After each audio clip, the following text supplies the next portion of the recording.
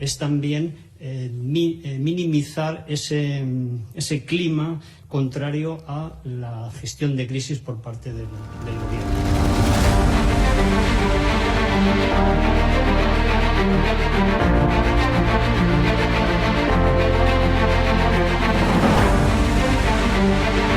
Van a garantizar, como digo, de inmediato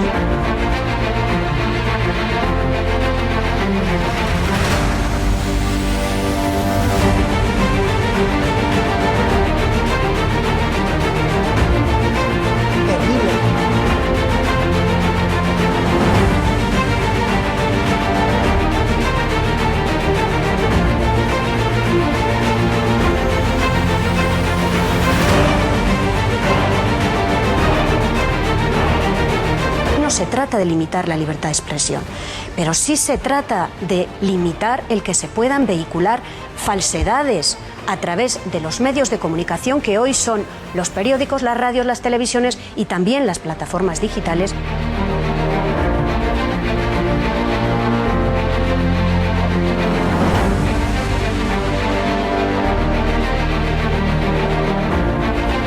¿Cuándo los comunistas han tenido éxito? En momentos de excepcionalidad, en momentos de crisis. ¡Nunca volverá la derecha venezolana!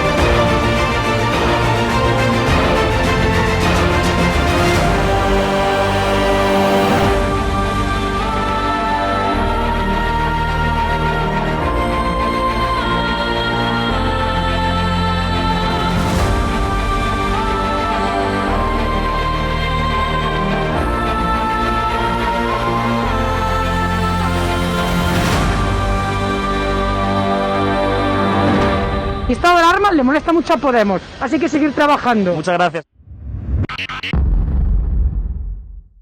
Muy buenas noches, amigos y espectadores de Estado de Alarma. Hoy nos cabe la satisfacción especial de tener a un invitado de los de lujo en nuestro canal. Tenemos con nosotros a Rubén Múgica, sin duda muy conocido de todos ustedes, de todos vosotros, por su propia significación a día de hoy como profesional, como abogado, como intelectual, como hombre que comparece con cierta frecuencia ante los medios de comunicación y expresa siempre alto, claro y sin pelos en la lengua sus opiniones sobre la situación política, sobre el momento de España, sobre lo que estamos viviendo y que une además, dolorosamente ya 24 años hace, su condición de víctima del terrorismo. Como todos sabéis, Rubén Múgica perdió a su padre bajo las balas asesinas de ETA por un atentado de ETA y desde entonces han sido numerosas las ocasiones, junto con sus hermanos, en las que se ha manifestado absoluta y rotundamente claro en contra de cualquier tipo de medida de gracia para con estos asesinos, tanto a nivel penal como también a nivel político. Rubén Múgica, muy buenas noches. Hola, Eurico, ¿qué tal? Buenas noches. Gracias por invitarme a este programa.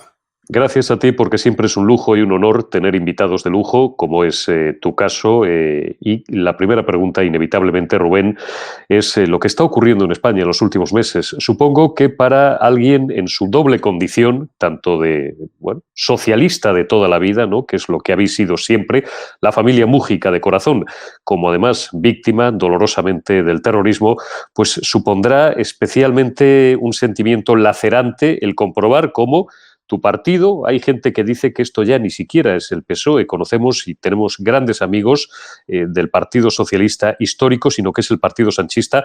Tu partido, digo, el Partido Socialista, el que ha sido tu partido toda la vida, merced a unos pactos vergonzantes con Pedro Sánchez, prácticamente está genuflexo ante los proetarras y ante los herederos políticos, y en algunos casos ni siquiera herederos políticos, porque el señor Otegi, lo de señor es irónico, por supuesto, pasó unos cuantos años en la cárcel por pertenencia a banda armada. Bueno, yo creo que en España estamos asistiendo al triunfo de la aldeanización. La aldeanización comenzó singularmente en el País Vasco y en Cataluña, y hoy parece que se ha apoderado del día a día de la política en España, con un partido, el partido más importante en España hoy, que es el Partido Socialista, plegado de una forma lamentable a las exigencias de los nacionalistas vascos, de los nacionalistas catalanes y, desde luego, a las exigencias de Podemos. Creo que hay una parte de la izquierda española que lleva años viviendo y transmitiendo un cuento, una historia de no creer, esa historia que dice que nacionalismo es sinónimo de progresismo. Y así nos intentan vender que pactar presupuestos con Gabriel Rufián o Arnaldo Otegi es sinónimo de progresismo, cuando creo que son personas que reflejan la política más reaccionaria que pueda uno imaginar para un país moderno como es la España del siglo XXI. Yo siempre, bueno, pues recomiendo a mis amigos de izquierdas y a mis amigos, sobre todo socialistas, cuando discutimos acerca de estas cuestiones y me tratan de justificar desde un punto de vista político-intelectual los pactos, precisamente en lo que tú comienzas incidiendo, de, bueno, pues el Partido Socialista o Podemos, incluso en este caso, con las fuerzas independentistas más reaccionarias, y les remito un libro de César Alonso de los Ríos, que es un libro extraordinario que les recomiendo a todo el mundo, que se llama La izquierda y la nación, donde explica precisamente esto en lo que estás incidiendo. ¿Cómo es posible que una ideología internacionalista, por propia esencia, como es la izquierda, pacte precisamente con las pequeñas minorías reaccionarias de cada lugar, que lo único que defienden son sus pequeños y particularistas privilegios, también los económicos, incluso a veces los de clase, incluso a veces desde un punto de vista etnicista, como el Partido Nacionalista Vasco, que es un partido que en algunas ocasiones y por parte de algunos sectores se ha calificado sin ambajes como racista. Digo que desde la izquierda se defienda esto, parece un contradios. Bueno, vamos a ver. Voy a recordar un artículo que escribió Antonio Muñoz Molina en julio del 97, cuando ETA secuestró y asesinó a Miguel Ángel Blanco. Y los españoles supimos convocar lo mejor de nosotros mismos en las calles y las plazas de España. Muñoz Molina escribió que había que identificar a los culpables y a los responsables.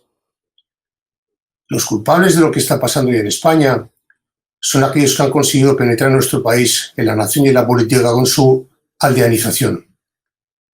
Pero no son los responsables. El responsable de lo que está pasando en España hoy es el Partido Socialista Obrero Español, con su secretario general a la cabeza, Pedro Sánchez. Sin el Partido Socialista, sin Pedro Sánchez y la dirección del Partido Socialista, sin una militancia del Partido Socialista absolutamente silenciosa frente a los atropellos que se están viviendo, los aldeanos, los nacionalistas vascos y los catalanes no habrían conseguido penetrar en la política española como lo han conseguido. El Partido Socialista fue durante décadas un valladar precisamente contra estas clases políticas territoriales que quieren convertirse y erigirse en élites en sus territorios. Fue un valladar. Ese valladar ha dejado ya de existir hace ya unos cuantos años, y de ahí las consecuencias que estamos viviendo. Unos presupuestos pactados no solo con Podemos, sino también con Bildu, Partido Nacionalista Vasco y Esquerra Republicana de Cataluña. Que a los españoles se nos diga que eso es sinónimo de progreso, a mí sinceramente me parece una tomadura de pelo. Supongo, Rubén, que nadie se atreverá a calificarte de franquista o de fascista o de derechista peligroso por expresar en voz alta desde la izquierda, porque imagino que te sigues considerando, y a mucha honra, un hombre de izquierdas. Vamos a contarles un pequeño secreto a nuestros espectadores. Me dicen los buenos amigos comunes que tenemos que sigues teniendo un retrato de Salvador Allende en tu despacho, y muy orgulloso además. Supongo, digo, que nadie se atreverá a calificarte de franquista, de fascista o de peligroso derechista simplemente por discrepar, porque dentro de esta enloquecida línea oficial que se ha instalado en parte de la política española, pero bueno, esa parte que en este momento, bueno, pues gobierna, cualquier crítica es sinónimo de eso. Han instaurado además una suerte de Ministerio de la Verdad para acallar a los periodistas críticos, a los medios críticos y en general a todas las voces críticas contra toda actuación o pensamiento de su persona, entiéndase Pedro Sánchez, y su séquito. Efectivamente, en el terreno personal, el despacho en el que estoy yo, que es el despacho que abrió mi padre en San Sebastián en los años 70 y ahora compartimos mis hermanos y yo, ya en su día estaba presidido cuando vivía mi padre con una foto de Salvador Allende intentando resistir al golpe Pinochet el 11 de septiembre del 73. Y hoy la entrada de este despacho está presidida por un retrato de Salvador Allende. Yo espero que nadie me diga que soy un peligroso franquista, un peligroso fascista. Yo recuerdo los muchísimos años en los que milité en el Partido Socialista. Había compañeros de partido a los que les encantaba decir que su abuelo o su abuela eran republicanos. Yo en mi caso no he tenido nunca ningún problema. Mis cuatro abuelos eran republicanos. Yo espero, en fin, lo digo con cierta... Lo quiero decir con cierta ironía. Confieso o confío en que nadie me llame franquista por decir estas cosas que estoy diciendo.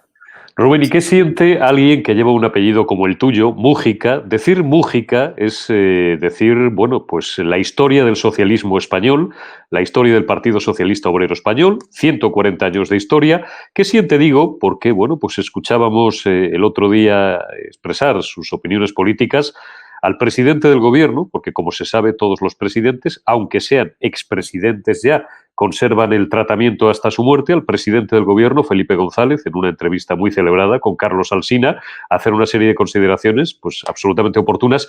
¿Qué sientes, digo, apellidándote Mújica y escuchando a Adriana Lastra, que bueno, algunos lo consideran como una anécdota política al personaje, pero no deja de ser la número 2 del Partido Socialista, ordenando callar, sí, textual, a los viejos y que nos dejen hacer a los jóvenes? Sería para reír si no fuera para llorar en las circunstancias dramáticas que atraviesa España. Bueno, mire, si usted me menciona a Adriana Lastra, podemos decir que Adriana Lastra es uno de los síntomas de la degradación del Partido Socialista. Adriana Lastra es la vicesecretaria general del Partido Socialista, ocupa el puesto que ocupó don Alfonso Guerra. José Luis Ábalos, el número 3 del Partido Socialista, en fin, ocupa el puesto que ocupó Chiqui Venegas. Y Pedro Sánchez, secretario general del Partido Socialista, ocupa el puesto que ocupó Felipe González. Claro que esta nueva generación de socialistas, esta actual generación que está en la dirección del Partido Socialista, quiera ganar hoy, en el año 2020, al franquismo, cuando son los hijos o los nietos de quienes combatieron a Franco, y llamen viejos a gente como Alfonso Guerra o como Felipe González, que combatieron en primera persona al franquismo, por cierto, cuando Franco vivía, pues suena un poco a broma y suena un poco a impostura. Ahora bien, hay que decir una cosa en favor de Pedro Sánchez. Esta degradación del Partido Socialista no la ha inaugurado su mandato al frente de la Secretaría General. Ya lleva unos cuantos años. Hay que recordar que en julio de 2000 el Partido Socialista Obrero Español, la militancia, las bases en un congreso eligieron a José Luis Rodríguez Zapatero como secretario general del Partido Socialista. Estuvo en el gobierno durante 8 años a partir de abril de 2004. Y lo que estamos hoy viviendo en la política en España, yo creo que es, no sé si la segunda o la tercera parte, en todo caso una secuela de aquellos mandatos en los que la cabeza más visible era José Luis Rodríguez Zapatero.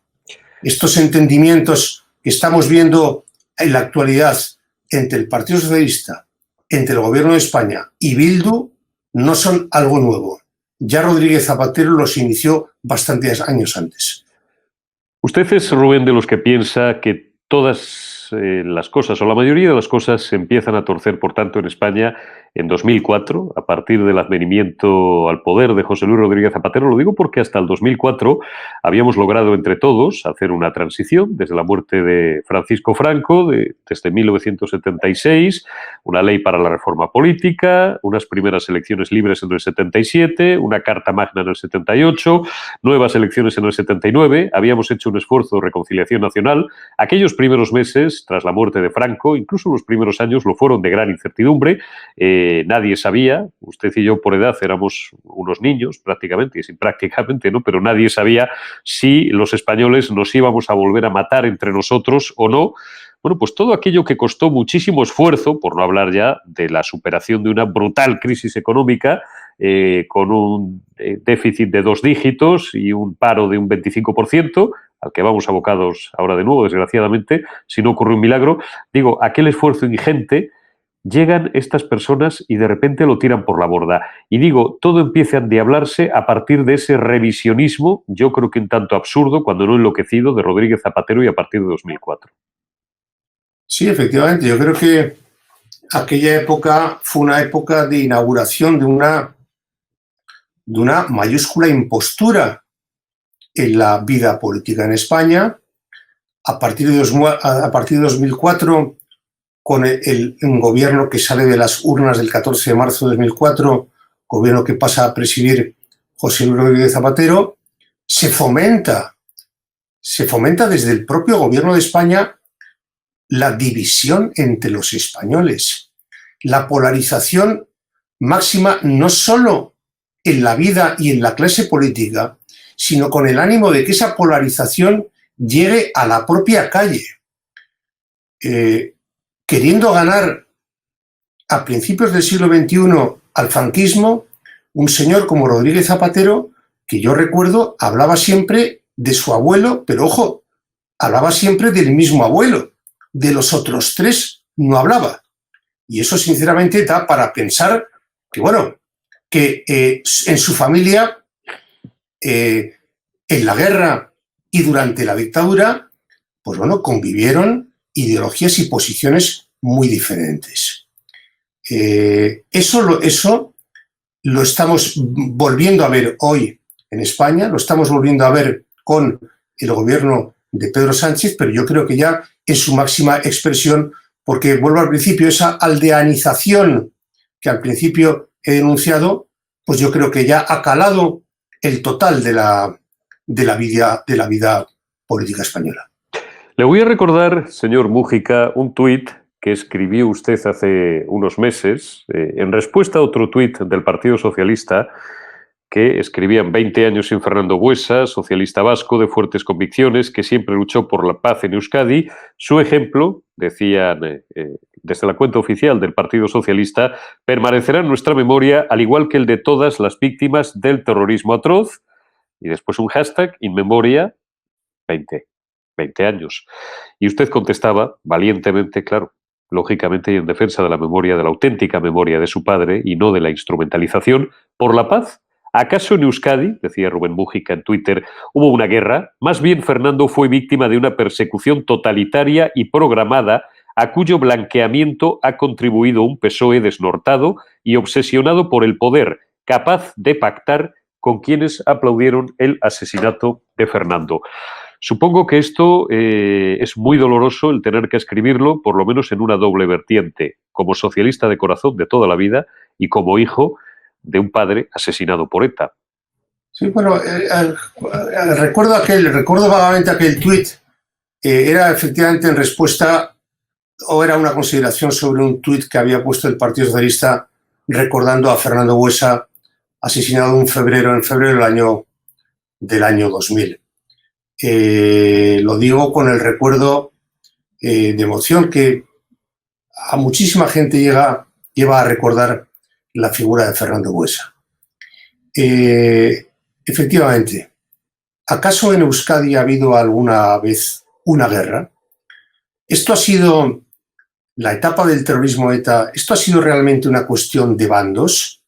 ¿Aquí mataban todos o aquí solo mataban siempre los mismos y los que morían eran siempre los mismos?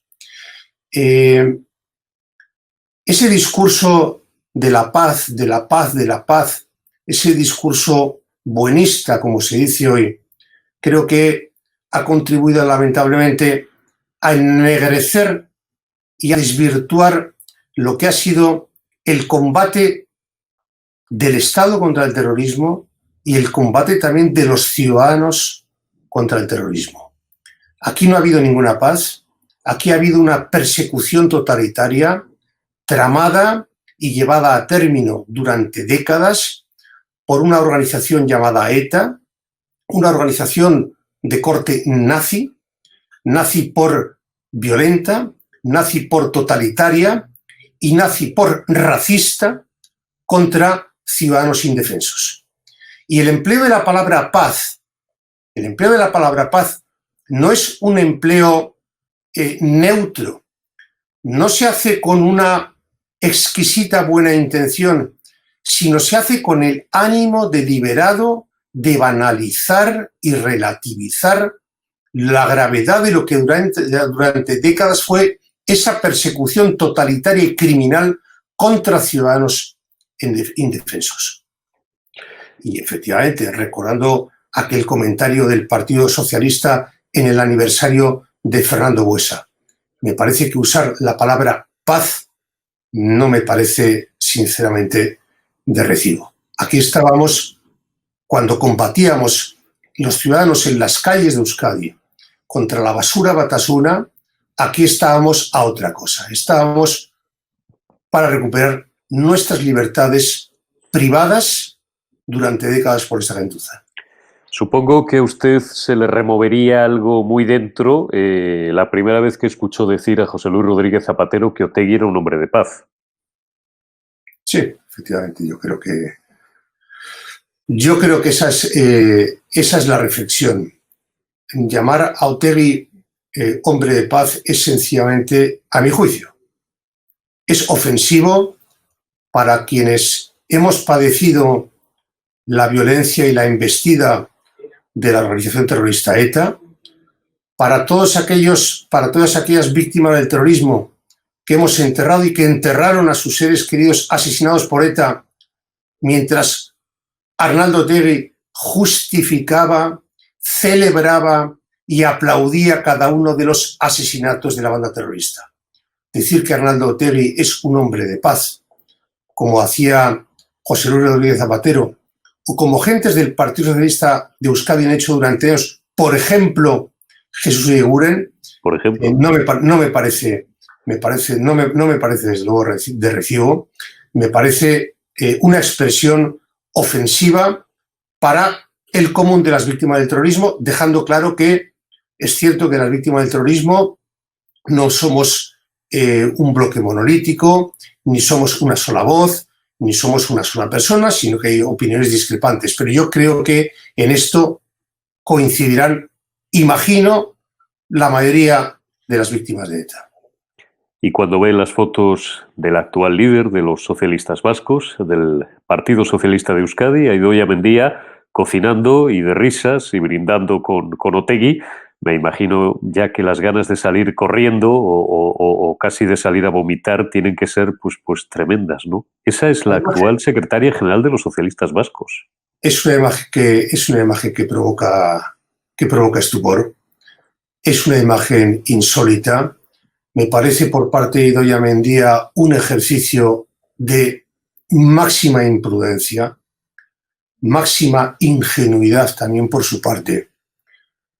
Yo con un escorpión no me iría a cenar nunca ni a nada. Ella sabrá por qué lo hizo. Ella sabrá por qué su buena sintonía con un tipo como Arnaldo Otegi. Y yo creo que esas escenas, esas imágenes, esos encuentros tan aparentemente agradables para quienes los protagonizan, creo que debemos seguir denunciándolos. Voy a decir una cosa. Se nos dice hoy que el Partido Socialista ha alcanzado un acuerdo con Bildu, pero que no hay problema con eso. Porque se nos dice que Bildu, al fin y al cabo, está integrado por gente muy dispar, muy diversa, entre las que hay gente que en su día condenaba la violencia política, la violencia, terrorista de ETA. Yo esto lo pongo en duda. Yo pongo en duda que en Bildu haya gente que en su día hubiera condenado realmente y con sinceridad la violencia terrorista de ETA. Me pregunto, ¿cómo puede concebirse un partido político que evidentemente algún programa y algún proyecto para la sociedad tendrá, en el que puedan convivir gente como Arnaldo Otegi, que durante décadas justificó, aplaudió y animó a la violencia terrorista, y gente que dice que en aquella misma época condenaba esa violencia? Me parece que son proyectos personales absolutamente antagónicos, y por tanto quienes dicen que en Bildu hay gente que condenaba la violencia, yo por lo menos lo dudo. Y si es cierto que hay gente en Bildu que condenaba en su día la violencia, creo que podemos concluir que Bildu es, visto quién lo conforma, un partido político que no tiene la vida humana como uno de los máximos valores que existen.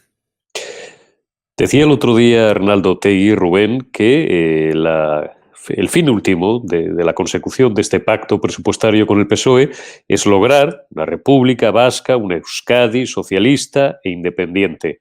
Es evidente que no lo van a conseguir porque las estructuras del Estado y la voluntad mayoritaria, abrumadoramente mayoritaria de los españoles, es bien contraria. Pero, ¿tú crees que si dependiera de Pedro Sánchez sería capaz de entregar algo que por otra parte no le pertenece, que es la soberanía nacional? Bueno, yo vuelvo a la reflexión de antes. Hay que identificar a los culpables y a los responsables. Uno de los máximos culpables es Pablo Iglesias. Pablo Iglesias anunció que quería a Bildu en lo que él llamó la dirección del Estado. Ahora bien, Pablo Iglesias no ha mentido nunca a nadie. Pablo Iglesias ya sabemos quién es.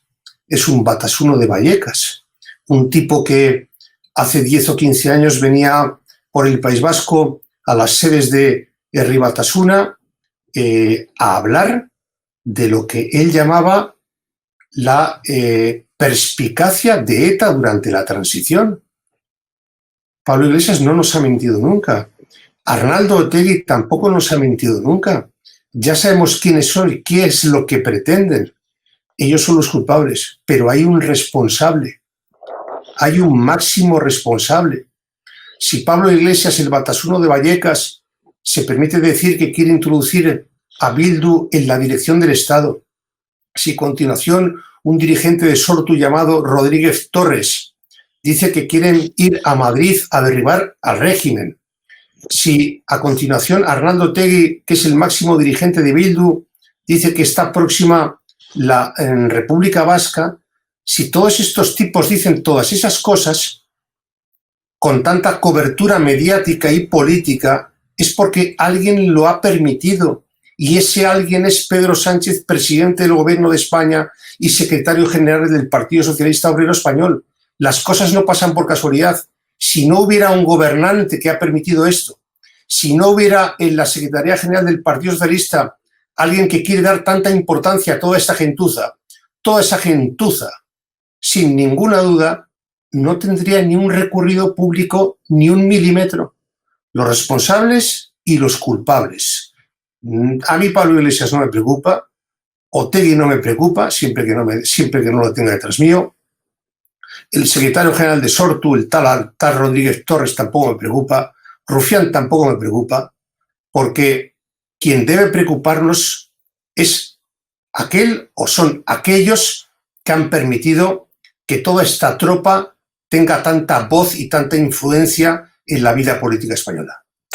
Que le quede claro a nuestros espectadores, por tanto, y a todos nosotros, que ya lo teníamos, pero estas palabras en boca de alguien que se apellida Mújica, que es un apellido histórico para el socialismo vasco y para el socialismo español, cobran un mayor sentido. Quien tiene que preocuparnos más es Pedro Sánchez y no tanto Otegi o Pablo Iglesias. Esos ya sabemos quiénes son y cómo son, sino Pedro Sánchez. Y yo te voy a preguntar, por último, Rubén, para no abusar de tus minutos, porque sabemos que tienes múltiples ocupaciones y te agradecemos el espacio que has dedicado a Estado de Alarma y a nuestros espectadores. ¿Hay vida en el PSOE después de Pedro Sánchez? Es decir, hay voces que las hay, pero de momento se limitan a unos humildes tuits, un Fernández Vara por aquí, un Emiliano García Paje por allí, un Felipe González que habla alto y claro de vez en cuando, un Alfonso Guerra, que a mí me encanta personalmente seguir escuchándolo. El otro día le escuchábamos en los desayunos, o como demonios se llamen ahora, la hora punta de Televisión Española. Digo, hay voces que en el PSOE alzan la voz alto y claro, pero no parecen suficientes. ¿Hay vida en el PSOE después de Pedro Sánchez? Porque yo me resisto, yo que no he sido socialista nunca, pero que he observado siempre el Partido Socialista histórico con mucho respeto, unos cuantos años más, y los Pedro Sánchez, los Ábalos y los Lastra se cargan al Partido Socialista. Yo voy a ser, no voy a ser optimista. Yo creo que en el Partido Socialista no hay vida más allá de Pedro Sánchez y no hay vida más acá de Pedro Sánchez. Yo creo que es una estructura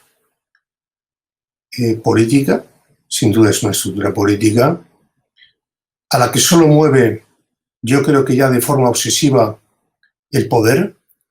Yo creo que es una formación política que no genera anticuerpos. Es como si un grupo de personas en una carrera enloquecida hacia el poder llegara al precipicio, al fondo del precipicio viera el poder, serían capaces de saltar con tal de alcanzar el poder. Quedan sin duda voces muy cualificadas que no están de acuerdo con lo que está ocurriendo, que están denunciando lo que está ocurriendo, que están reivindicando, creo que es muy importante, Felipe González, Alfonso Guerra, otras personas, dirigentes históricos, están reivindicando su legitimidad personal para denunciar esta deriva que yo creo que es ya irreversible, pero creo que, vuelvo al principio, no hay vida más allá de Pedro Sánchez ni vida más acá de Pedro Sánchez.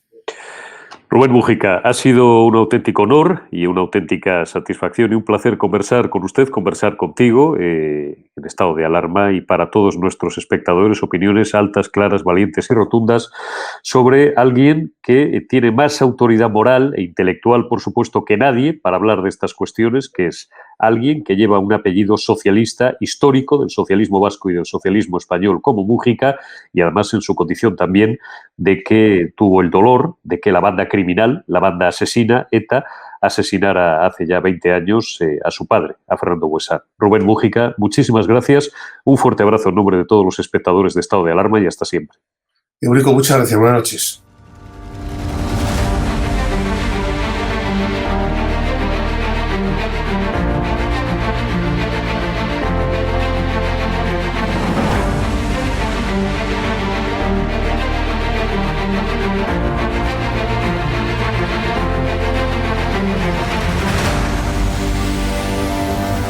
...863 consultas que han venido a través del canal de Estado de Alarma y de ellas pues ha habido un porcentaje muy alto que son clientes nuestros ya.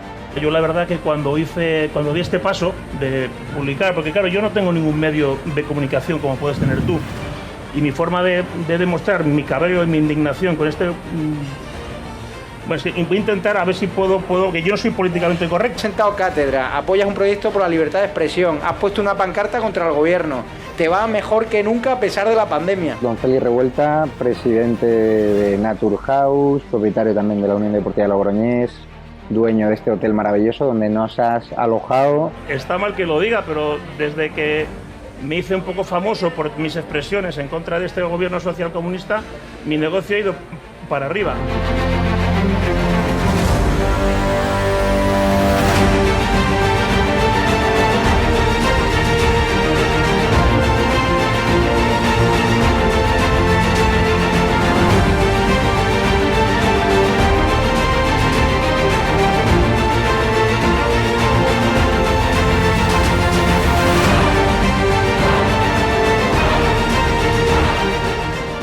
Necesitamos empresarios valientes como tú, que quieran dar a conocer sus productos y que quieran, a su vez, defender la libertad con un proyecto como Estado de Alarma, el mejor lugar para anunciar tus productos o servicios. No hemos tenido ningún problema desde que estamos en estado de alarma, ni por estado de alarma, y ha sido totalmente beneficioso. Te lo agradezco de corazón porque hacen falta más empresarios como usted que apuesten por proyectos constitucionalistas, por la libertad de expresión y por alojar por la libertad. a personas con independencia de su ideología. Es que aquí puede venir quien quiera. Apóyanos porque merecerá la pena y juntos llegaremos muy lejos.